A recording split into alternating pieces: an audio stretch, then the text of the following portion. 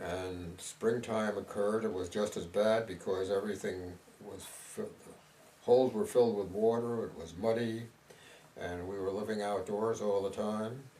So now, whenever my wife talks about maybe going camping, I say, no, I've had it.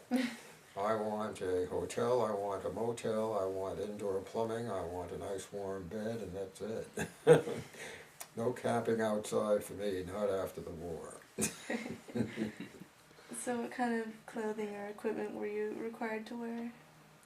Army uniforms. During the winter we had army overcoats. Underneath my army uniform I wore long johns, and I usually wore 2 shirts. And I always carried extra socks because it was very important to keep the feet not only warm but dry. And very frequently we would just change socks and take the wet socks and put them in your pocket to hopefully dry out. And then when they dried out, we would put on another pair of socks. We were mostly concerned about trench foot and diseases of this sort, where feet get wet and damp, and they stay wet and damp for a long time. They develop fungus infections of various kinds. So we were concerned about that. And of course we were concerned about not being hit by bullets and shells that the Germans were firing at us. So it wasn't the kind of experience that I'd like to go through again, but looking back, I'm happy and proud that I was able to serve with the Army under these circumstances, even under these circumstances. And I think it was very necessary that we defeated the kind of enemy we were up against at the time.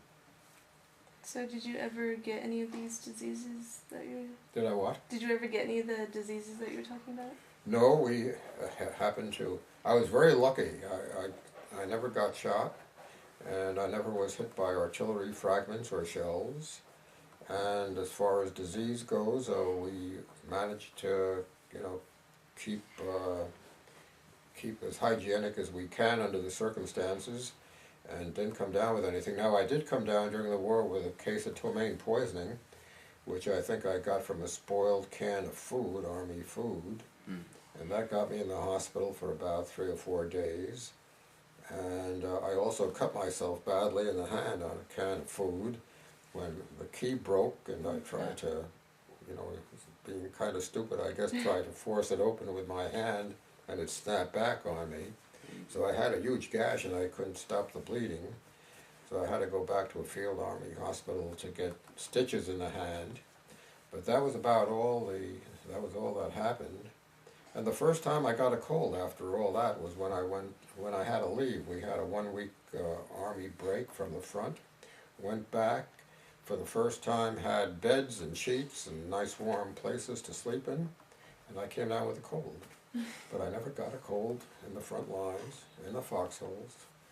During the winter, with all the water and wet and damp and cold conditions in the spring when the snows melted, I never had a cold.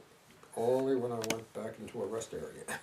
So I guess that says something about the fact that there's probably viruses you pick up from other people and not from outside necessarily.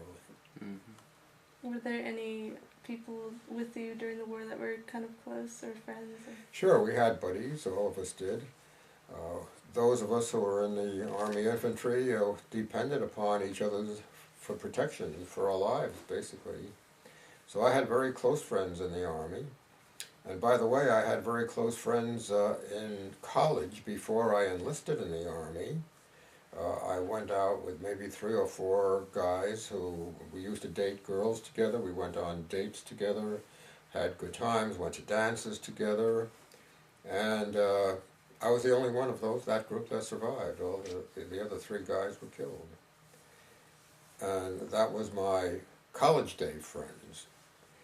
And during the Army, we developed very close friends, of course. The people who you were serving with, the people who were next to you, who were on your flanks, who were protecting you and you were protecting them. And we depended upon each other's skills and alertness and whatnot.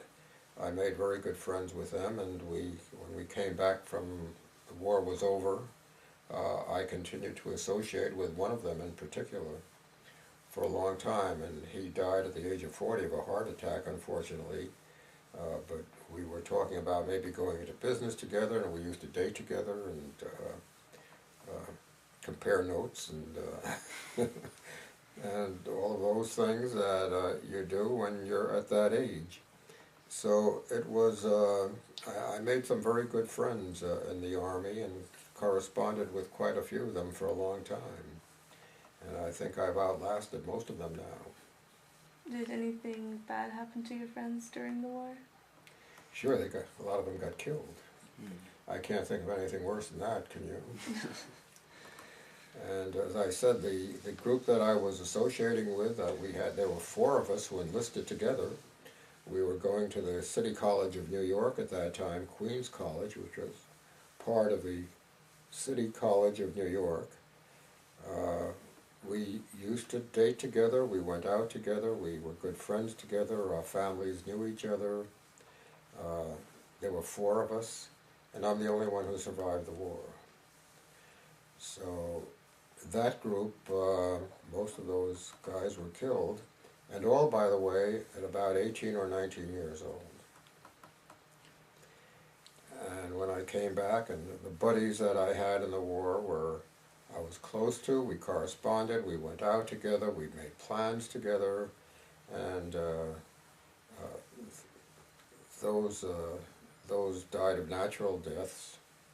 And I guess I'm one of the few survivors right now. I only know of one other in my division, in my platoon, who's still alive. And so it is. So when you came back, when you were done with your duty in the Army, what was life like when you returned? Was it, did people like congratulate you, thank you on the street, or was it, you know, just about the same as when you'd left? No, lots of parties. And lots of happiness that the war was over and that all of us were safe again.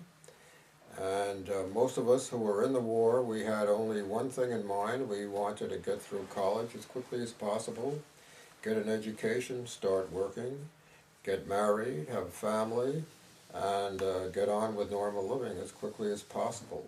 So that's what we tried to do. When I came back, I enrolled at Columbia University, got a degree in engineering and electrical and computer engineering at Columbia. As I said, Eisenhower was president of the college at that time. So I had him in the Army as commander-in-chief, I had him at Columbia as president of the college, and shortly after that he became president of the United States, so I could never get away from being under him in one way or another. And then after that, I went on and got a job at General Electric Company, had a very successful engineering career there, got a doctorate of engineering at Syracuse University, and now I'm teaching at the University of California in Davis. Oh, cool. So that was the career that followed the war, and yes, after we came back, everybody was happy, and as I said, our job, or our feeling was that we had lost 3 years, not really lost them, but we fought a war and won a war in that 3 years, but we wanted to get on with our lives as quickly as possible. I was 18 when I went into battle, and I was 19 when the war ended. So I was, looking back, you know, these are younger than, I was younger than the students that I now have at college. So, And they look very young, just like you look very young to us, and I'm sure to your mother and grandmothers too. so kind of going back to the Battle of the Bulge, was there anything like specific? I know just seeing people dying all over is really bad, but is there anything specific that kind of got to you? What really got to me was the confusion of war. You know, you've heard the expression, the fog of war. When you're at the front lines, sometimes you just don't know what's happening. And there were various rumors as to what was going on. The Germans